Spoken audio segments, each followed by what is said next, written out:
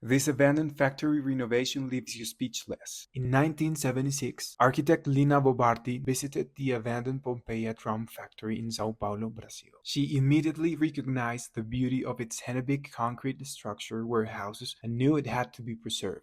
On her second visit, she saw something even more powerful. Children playing, families gathering, and spontaneous performances. This wasn't just an abandoned factory. It had already become a thriving community space. Her vision was clear. We want to keep it exactly as it is. We just want to emphasize what we found here. The first phase was a careful restoration of the existing buildings. She stripped away plaster and sandblasted walls to reveal the original concrete texture, embracing the industrial past of the factory. Under the old gabled roofs, she introduced a stream carved into the stone floor, an allusion to the São Francisco River, a subtle nod to Brazil's geography. These refurbished warehouses were transformed into a vibrant cultural hub, an art gallery, a public library, a restaurant, and a theater. Large open spaces were preserved for communal activities, exhibitions, performances, and craft workshops, all within the raw industrial shell of the old factory. The second phase of the project was shaped by strict land regulations that limited new construction. Lina responded with a radical solution.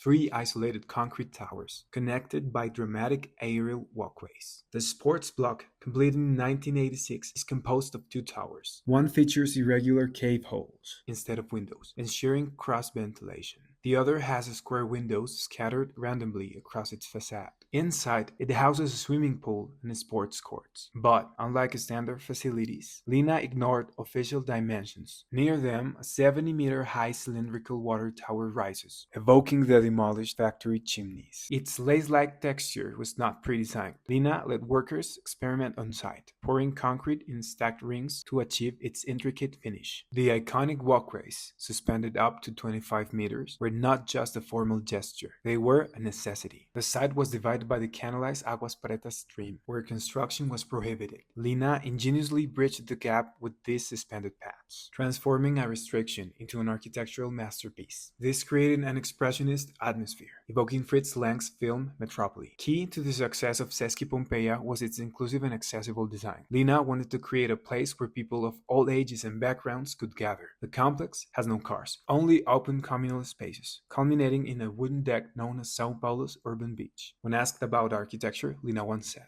"For me, architecture is being able to see an old man or a child with a plate full of food, elegantly crossing our restaurant space, looking for somewhere to sit." After almost 50 years, Sesc Pompeia remains a place where architecture serves the people, proving that great designs is not just about buildings, it's about people.